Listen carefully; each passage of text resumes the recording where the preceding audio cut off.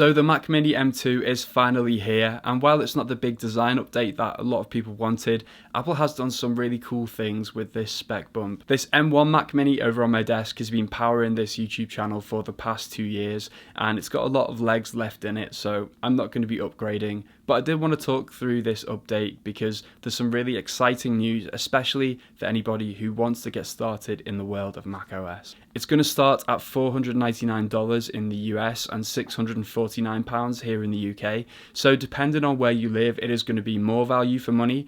But that price in America is brilliant for what you're getting with this base model, especially if you have access to that education discount. Bearing in mind that this M1 model is still more than enough than I need for my day-to-day work and managing a YouTube channel. What I love about Apple introducing the M2 and the M2 Pro chips at the same time is that you actually get a lot of room to configure the exact Mac Mini that you want without having to go up to a Mac Studio. I did find it a bit suspicious that Apple kept talking about gaming in its keynote because no matter how fast some games are going to run on the M2 Mac Mini, there's still going to be a lot of compatibility issues with Apple Silicon. So don't get hoodwinked into thinking this is really a gaming machine.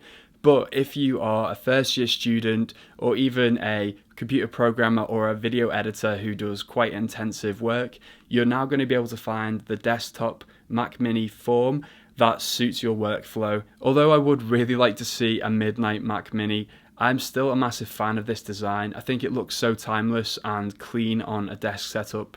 And it's absolutely brilliant that if you do get that M2 Pro model, you're going to get 2 extra Thunderbolt 4 ports. But the real big question around design that I think Apple needs to answer with this M2 Mac Mini is the connectivity issues in terms of Bluetooth and Wi-Fi. You are going to get Wi-Fi 6E on the Mac Mini, which suggests they have done some work on its Wi-Fi capabilities, but I've personally had really bad experience connecting to Wi-Fi around my home when using certain dongles. Essentially, the problem seems to be that the Mac Mini's Wi-Fi receiver is too close to the USB ports, which means that when I've plugged in some USB-C hubs in the past that have emitted a 2.4 GHz signal, that's conflicted with my Wi-Fi and it's actually cut it entirely out. I would really love to go into this new era of the Mac Mini and not have to read about any Bluetooth issues or Wi-Fi issues, so let's just hope Apple have sorted that out. While I am a big fan of getting those extra ports into the back of the Mac Mini, I would have loved to see some front-facing I/O like we have on the Mac Studio,